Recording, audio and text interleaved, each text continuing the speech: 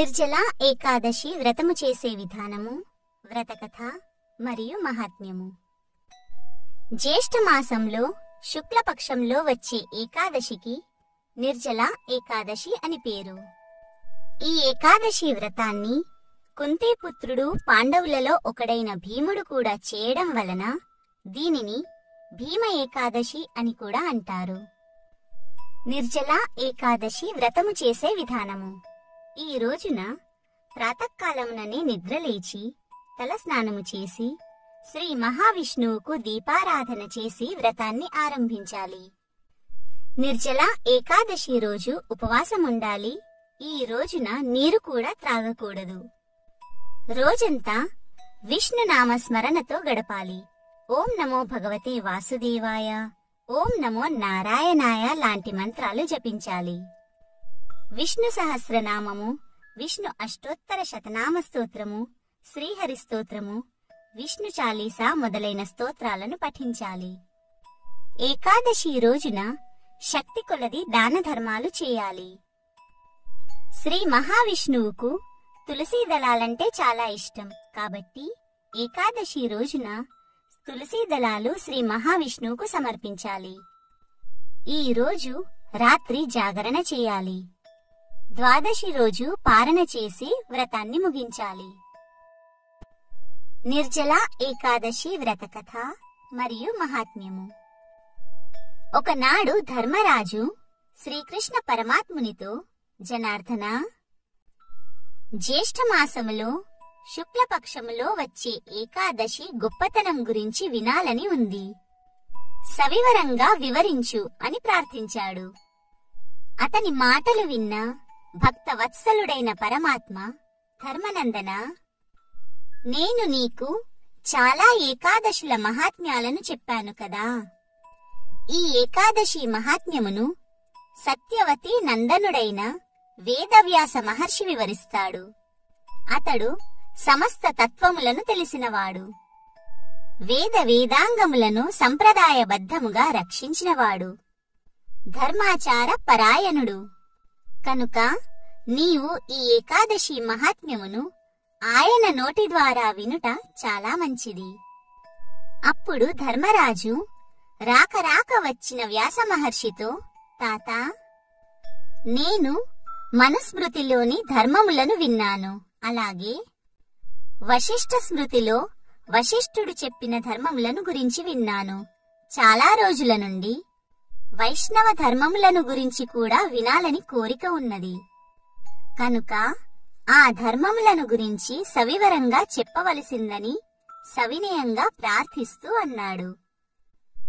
అప్పుడు వేదవ్యాసుడు ధర్మరాజుతో, నీవు విన్నట్టి మానవ ధర్మములు గాని, వేదమునందు చెప్పబడిన ధర్మములు గాని కలియుగములోని మానవులు ఆచరించలేరు. వారికి శక్తి చాలా తక్కువగా ఉంటుంది. కుంతీ కుమారా, నీవు చాలా బుద్ధిమంతుడవు. చెప్పిన విషయమును చెప్పినట్లుగా చక్కగా అర్థము చేసుకోగలవు. కలియుగములోని మానవుల కొరకే పురాణములు వ్రాయబడినవి. పురాణములన్నింటిలోనూ సారవంతమైన విషయమును వివరిస్తాను. మానవులందరూ సుఖాన్నే కోరుకుంటారు. ఆ సుఖాన్ని పొందే ఉపాయం పురాణములలోనే ఉన్నది. ఆ సుఖాన్ని పొందడానికి ఎక్కువ ధనము అవసరం లేదు. ఎక్కువగా శ్రమపడవలసిన పని కూడా లేదు. కొంచెము సాధన చేసినప్పటికీ ఎక్కువ ఫలితం కలుగుతుంది. భగవంతునకు అనేకమైన నామములున్నాయి కదా. భగవంతుని నామమును పలకడమే వారు చేయవలసిన పని.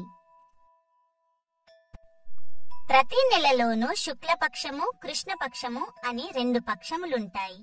ఆ రెండింటిలోనూ 2 ఏకాదశులు వస్తాయి. ఆ 2 ఏకాదశులందు ఉపవాసముండి మరునాడు ఉదయమున దొరికినన్ని పువ్వులతో కేశవుణ్ణి పూజించాలి.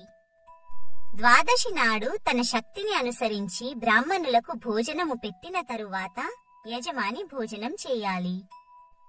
ఈ ఏకాదశి ఉపవాసము పిల్లలు జన్మించిన పురిటి సమయములందును, ఎవరైనా మరణించినందువలన కలుగు మైల సమయములందునూ కూడా మానకుండా చేయాలి. యథా రాజా తథా ప్రజ అని కదా శాస్త్రము. కనుక నీవు ఆచరించి ప్రజలందరికీ ఆదర్శప్రాయుడవు కావాలి. ఈ ఏకాదశి వ్రతము జీవించి ఉన్నంతకాలము ఆచరిస్తూనే ఉండాలి. నీవు పురుషులలో శ్రేష్ఠుడవు కనుక నీవు ఆదర్శప్రాయుడవై ప్రజలకు ఆచరించి చూపాలి. స్వర్గమునకు వెళ్ళదలుచుకున్న వారందరూ కూడా నిస్సందేహంగా ఈ వ్రతాన్ని ఆచరించాలి. శక్తి లేనివారు, రోగగ్రస్తులకు ఈ నియమము లేదు. చిన్న చిన్న పాపములు చేసినవారు, దురాచారపరులు, మహాపాపాత్ములు, ధర్మరహితులు ఈ ఏకాదశి వ్రతమును ఆచరించినట్లయితే యమలోకమునకు వెళ్ళవలసిన పని ఉండదు అని చెప్పాడు. వ్యాసమహర్షి చెప్పిన ఈ మాటలు విన్నాడు భీముడు. గాలికి రావి ఆకు కదిలినట్లుగా వణికిపోయాడు. గురు స్వరూపుడైన వ్యాసమహర్షికి నమస్కరించి వ్యాసమహర్షితో, తాత, విశాలమైన బుద్ధిగలవాడా, నేను అడిగే మంచి మాటను విను. మా అమ్మయగు కుంతీదేవి, ద్రుపదుని కుమార్తె ద్రౌపది, మా అన్న ధర్మరాజు, మా తమ్ముడు అర్జునుడు, నా పినతల్లి కుమారులైన నకుల సహదేవులు వీరందరూ ఏకాదశి నాడు ఆహారం ఏమీ తీసుకోరు. వాళ్ళు నాతో కూడా, భీమన్నా, ఈరోజు ఏమీ తినవద్దు, ఉపవాసముండు అని చెప్తూనే ఉంటారు. అప్పుడు నేను వారితో, నేను ఆకలికి ఓర్చుకోలేను, అందువల్లనే వృకోదరుడనయ్యాను అంటాను. నేను ఏ వస్తువును దానము చేయమన్నా శాస్త్ర ప్రకారంగా చేయగలను. కేశవుణ్ణి ఏ విధముగా పూజించుమని చెప్తే ఆ విధంగా పూజించగలను. కాని ఆకలితో మాత్రం ఉండలేను. అందువలన తాత, ఏకాదశి నాడు ఉపవాస వ్రతము చేయకుండా ఆ వ్రతము వలన కలుగు పుణ్యమును సంపాదించే ఉపాయమేదైనా ఉన్నదా? ఉంటే దయచేసి నాకు వివరించండి అని అడిగాడు.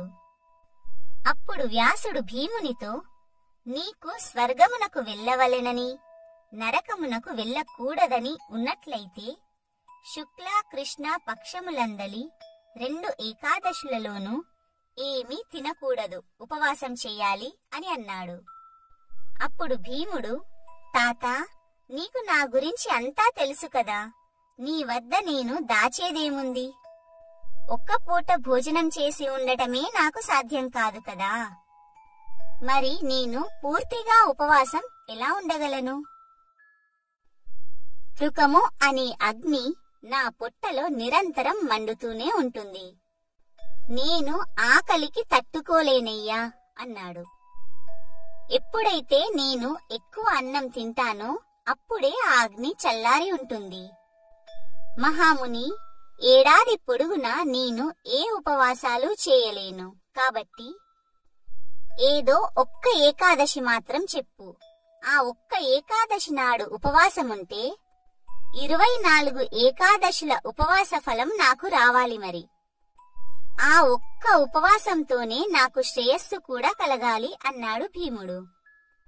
ఏదో విధంగా ఆ ఒక్క ఏకాదశి నాడు అతి కష్టం మీద ఉపవాసముంటాను అన్నాడు. అతని మాటలు విన్న వ్యాసుడు భీమునితో, భీమసేన, నీవు ధర్మరాజు అంతటి వాడివి, పైగా యువరాజువు. మన ధర్మశాస్త్రము మొదలగు వాటిలో చెప్పిన ధర్మములను విన్నావు కదా, వేద ధర్మములను కూడా విన్నావు. రాబోయే కలికాలంలో కూడా మానవులు ఈ ధర్మములను పాటించలేరు. వారంతా శక్తిహీనులు. తక్కువ శ్రమతో ఎక్కువ ధనము ఖర్చు కాకుండా సులభముగా ఆచరించే ధర్మాలు, ఉపాయాలు వారికి కావాలి. పురాణములన్నింటిలోని సారము ఇదేనయ్యా. 2 పక్షముల ఏకాదశులలోనూ తినకూడదు. ఇంతకన్నా సులభమైన ఉపాయము ఇంకొకటి ఏదీ లేదు. దీనికి ఖర్చు కూడా ఏమీ ఉండదు. ఎక్కువ శ్రమ పడేది కూడా లేదు. నీ మంచి కోరి చెప్తున్నాను. ఏకాదశి నాడు ఏమీ తిననివాడు నరకమునకు వెళ్ళడు. వ్యాసమహర్షి మాటలు విన్న భీముడు రావి ఆకువలే గడగడ వణికిపోతున్నాడు. భీముడు 1000 ఏనుగుల బలం గలవాడు, అయినా భయపడుతున్నాడు. వ్యాస మహర్షితో, తాతా, నువ్వు 1,00,000 సార్లు చెప్పినా కూడా నేను ఉపవాసం చెయ్యలేను. అది కాకుండా ఎక్కువ పుణ్యమును కలిగించే వ్రతమేదైనా ఉంటే చెప్పు.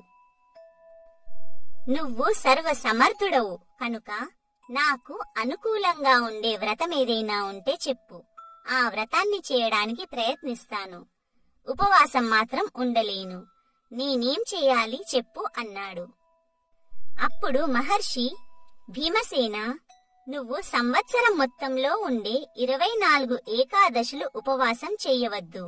జ్యేష్ఠ మాసంలో శుక్లపక్షంలో వచ్చే ఏకాదశి నాడు మాత్రం మంచినీరు కూడా త్రాగకుండా ఉపవాస వ్రతం చెయ్యు. స్నానము, జపము ఈ రెండింటికే నీటిని ఉపయోగించు. ఈ రెండింటికి తప్ప ఇంక వేటికి నీటిని ఉపయోగించకూడదు. ఒకవేళ అదే పనిగా ఉపయోగిస్తే వ్రతము భంగమవుతుంది. జ్ఞానవంతుడైన వాడు ఏకాదశి నాటి సూర్యోదయము నుండి ద్వాదశి నాటి సూర్యోదయము వరకు నీటిని ఉపయోగించకూడదు. ఈ విధముగా వ్రతము చేస్తే 12 ఏకాదశి వ్రతములు చేసిన ఫలితం వస్తుంది. ద్వాదశి నాడు స్వచ్ఛమైన ప్రభాత సమయమునందు స్నానము చేయవలెను. స్నానము పూర్తి అయిన తరువాత బ్రాహ్మణులకు జలదానము, సువర్ణ దానములను శాస్త్రములందు చెప్పబడిన విధంగా చేసి అమ్మనులతో పాటు తాను కూడా భోజనము చేయవలెను. అన్ని వ్రతములయందు ఇంద్రియ నిగ్రహము కలిగి ఉండవలెను. ఈ విధముగా చేసిన మానవుడు కృతకృత్యుడు అగును. ఈ విధానమును అనుసరించి వ్రతము చేసిన వ్యక్తికి 1 సంవత్సరంలో ఎన్ని ఏకాదశులు ఉన్నాయో అన్ని ఏకాదశులు ఉపవాసమున్న ఫలము కలుగుతుంది. ఇందులో సందేహపడవలసిందేమీ లేదు. ఎందువలన అనగా ఈ విషయమును శంఖ చక్ర గదాధరుడైన శ్రీ మహావిష్ణువే చెప్పాడు. జ్యేష్ఠ మాసంలోని శుక్లపక్షంలో వచ్చే ఏకాదశి నాడు వ్రతమును ఆచరించినందువలన సమస్త తీర్థములు సేవించినందువలన కలుగు పుణ్యము, సమస్త దానములు చేసిన ఫలము కలుగుతాయి. ఏడాది పొడుగునా శుక్లపక్ష ఏకాదశులన్నింటియందు వ్రతమాచరించిన ఫలితం కూడా కలుగుతుంది. ఏకాదశులలో ఉపవాసం చేస్తే పుణ్యము లభిస్తుంది. ధనధాన్య సంపదలు వృద్ధి పొందుతాయి. పుత్ర సంతానం కలుగుతుంది. శరీరమునందు ఆరోగ్యము లభిస్తుంది. నేను చెప్పినదంతయు సత్యమే. ఇందులో ఇసుమంతయు అబద్ధం లేదు. సాధారణంగా మానవుడు మరణించే సమయంలో భయంకరమైన పెద్ద పెద్ద శరీరములతో ఇనుప దండములు, పాశములు ధరించిన యమదూతలు కనిపిస్తారు. కాని ఏకాదశి వ్రత ఆచార పరాయణులకు యమదూతలు కనిపించరు. విష్ణుదూతలు దర్శనమిస్తారు. విష్ణుదూతలు సౌమ్యంగా ఉంటారు. పట్టు వస్త్రములను ధరించి చేతిలో చక్రమును పట్టుకొని మనోవేగంతో సంచరిస్తూ విష్ణు భక్తులకు కనిపిస్తారు. అంత్యకాలంలో వారిని దివ్యమైన విమానములపైన ఎక్కించుకొని వైకుంఠ లోకమునకు చేరుస్తారు. కనుక శతవిధాలా ప్రయత్నించి ఈ నిర్జల ఏకాదశి వ్రతమును చేయవలెను. వ్రతము పూర్తయిన తరువాత నీటియందు పడుకొని ఉన్న గోవును దానము చేయవలెను. ఈ విధముగా దానము చేస్తే మానవుడు సమస్త పాపముల నుండి విముక్తుడవుతాడు. ఈ నిర్జల వ్రత విధానమును విన్న పాండవులందరూ సపరివారంగా ఈ వ్రతాన్ని ఆచరించారు. అప్పటి నుండి భీమసేనుడు ఈ నిర్జల ఏకాదశి వ్రతమును చేయడం మొదలుపెట్టాడు. ఈ ఏకాదశి తరువాత వచ్చే ద్వాదశికి పాండవ ద్వాదశి అని కూడా పేరు వచ్చింది. భీముడు ప్రాతకాలముననే నిద్రలేచి, ఈ రోజు నేను అన్నము తినకూడదురా భగవంతుడా అని మనసులో బాధపడుతూ 2 జాముల వరకు గడిపాడు. ఆ పైన ఆకలి మంటకు తట్టుకోలేక గంగానదిలోనికి ప్రవేశించాడు. మూడవ జాములో నిదానంగా స్నానం చేశాడు. ఆ స్నానము వలన అతనికి మంట కాస్త తగ్గింది. రాత్రిపూట జాగరణము కూడా అతి కష్టము మీద చేశాడు. తాతగారి మాట మీద నమ్మకముంచిన భీముడు ఈ విధంగా నిర్జల ఏకాదశిని ఆచరించడానికి అలవాటు పడ్డాడు. నిర్జల ఏకాదశి నాడు 2 యామములు దాటిన తరువాత భీముడు స్నానము చేసిన విషయమును సూచించినట్లుగా స్నానము చేయాలి. అపరాహ్నమునందు 2వ స్నానం చేయాలి. ప్రాతకాలంలో చేసే స్నానము, సంధ్యావందనము మొదలగు వానిని తప్పనిసరిగా చేసి తీరాలి. మధ్యాహ్నం వరకు స్నానం చేయకుండా ఉండకూడదు. జనమేజయ మహారాజుకి కూడా వ్యాసుడు ఈ విధంగానే చెప్తున్నాడు. జనమేజయ మహారాజా, మీ తాతలు ఆచరించిన ప్రకారంగానే నీవు కూడా ఈ ఉపవాస వ్రతమును స్వీకరించు, ఆచరించు, శ్రీహరిని పూజించు. దానితో నీకు కలిగిన సమస్త పాపములు నశిస్తాయి అన్నాడు. నిర్జల ఏకాదశి వ్రతమును కరిష్యామ్యద్య దేవేశ జలవర్జ్యముపోషణం భోక్ష్యే పరేహ్ని దేవేశ యన్నం చ తవ వాసరాత్. ఓ దేవదేవేశ, నేను ఈ రోజు నిర్జల ఏకాదశి వ్రతమును చేస్తున్నాను. నీటిని త్రాగకుండా ఉపవాసముంటాను. హరివాసరము అని పిలువబడు ఏకాదశి మరునాడు ద్వాదశి రోజున అన్నమును తింటాను. నా వ్రతమును నిర్విఘ్నముగా నెరవేర్చు అని సంకల్పం చెప్పుకోవాలి. తరువాత ఉపవాసం ఉండవలెను. ప్రతి వ్రతమునకు శ్రద్ధ, ఇంద్రియ నిగ్రహములు అత్యంత ఆవశ్యకములు. ఈ వ్రతము వలన సమస్త పాపములు నశిస్తాయి.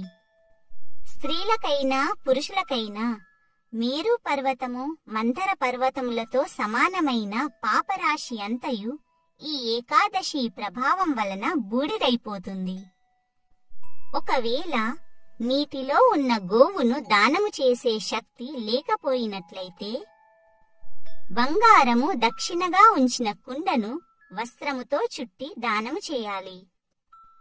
ఈ ఏకాదశి నాడు నీటిని కూడా వదిలిపెట్టి వ్రతమును ఆచరించడం ప్రధానం. అలా చేసిన మానవుడు మహాపుణ్యమును పొందుతాడు. ఈ నిర్జల ఏకాదశి నాడు ప్రతి జాములోనూ స్నానము చేసిన, దానము చేసిన, జపము చేసిన, హోమము చేసిన ఆ మానవుడు ప్రతి జామములో 1,000,000 ఫలముల బంగారమును దానము చేసిన ఫలితమును పొందును. చేసిన ప్రతి పని, ప్రతి దానము అక్షయమవుతుందని శ్రీకృష్ణుడు చెప్పాడు. ఈ నిర్జల ఏకాదశి వ్రతమును ఆచరించిన వారికి ఇతర ధర్మములతో పనిలేదు. భక్తి శ్రద్ధలతో ఈ వ్రతమును ఆచరించిన వారు వైకుంఠమును పొందుతారు.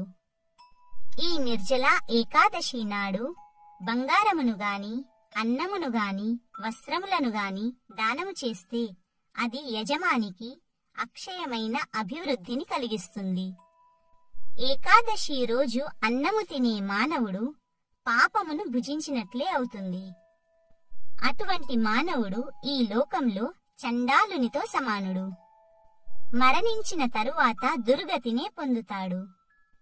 జ్యేష్ఠమాసములో శుక్లపక్షములోని ద్వాదశి విద్ధ ఏకాదశి నాడు ఉపవాసము చేసి 10 విధములైన దానములు చేసిన వారు మోక్షమును పొందుతారు. బ్రహ్మహత్య చేసిన వారు, కళ్ళు త్రాగిన వారు, దొంగతనము చేసిన వారు, గురువుకు ద్రోహము తలపెట్టిన వారు, ప్రతినిత్యము అబద్ధమాడేవారు వీరందరూ కూడా ఈ నిర్జల ఏకాదశి వ్రతమును ఆచరించి ఆయా పాపముల నుండి విముక్తులవుతున్నారు. ఈ ఏకాదశి నాడు నీటి అందు పడుకొని ఉన్న శ్రీ మహావిష్ణువును పూజించుట, నీటి అందున్న గోవును గాని, ప్రత్యక్షముగా ఉన్న గోవును గాని, నీతితో చేసిన గోవును గాని దానము చేయడం తప్పనిసరి. ప్రయత్నపూర్వకంగా బ్రాహ్మణులను ఆహ్వానించి పంచభక్ష పరమాన్నములతో భోజనం పెట్టాలి. మంచి దక్షిణలను ఇచ్చి సంతృప్తిపరచాలి. బ్రాహ్మణులు సంతృప్తి పడినట్లయితే శ్రీహరి కూడా అతి త్వరగా సంతృప్తుడవుతాడు. ఎవరైతే ఈ ఏకాదశి వ్రతమును చేయరో అటువంటి వారు తమకు తామే ద్రోహము చేసుకున్న వారవుతారు. భగవంతుడు సంతృప్తి పడినట్లయితే మోక్షాన్ని ప్రసాదిస్తాడు. ఈ ఏకాదశి నాడు శాంత స్వభావంతో ఉండాలి. దానము చేయవలనని కోరిక కలిగి ఉండాలి. ఉపవాసముండి శ్రీహరిని అర్చించాలి. రాత్రిపూట జాగరణతో ఉన్నవాడు తను ముందు నిరంతరము అనాచారములు చేసినా తన కులములో ఉన్న 101 తరముల వారిని, తన తరువాత 101 తరముల వారిని కూడా విష్ణుదేవుని నిలయమైన వైకుంఠాన్ని పొందిస్తాడు. అన్నము, నీరు, ఆవులు, వస్త్రములు, పరుపు, మంచి దర్భ ఆసనములు, కమండలము, గొడుగు, పాదరక్షలు వీటన్నింటినీ నిర్జలా ఏకాదశి నాడు ఉత్తమ పాత్రులైన బ్రాహ్మణులకు దానము చేయవలెను. ఇటువంటి వారు బంగారు విమానమును ఎక్కి వైకుంఠమునకు వెళ్లడం ముమ్మాటికి నిజము. ఏ మానవుడు ఈ నిర్జలా ఏకాదశి మహాత్మ్యమునకు సంబంధించిన కథను భక్తితో వింటాడో, చదువుతాడో వారందరూ స్వర్గమును పొందుతారు. కురుక్షేత్రమునందు రాహు చేత పట్టుకొనబడిన సూర్యగ్రహణ సమయమునందు శ్రాద్ధకర్మ చేసిన మానవుడు ఏ ఫలమును పొందునో ఆ ఫలమును ఈ ఏకాదశి మహాత్మ్యమును చదివినవారు, విన్నవారు కూడా పొందుతారు. ఈ కథ శ్రీ మహాభారతములోనిది. పద్మపురాణమునందు కూడా ఉన్నది.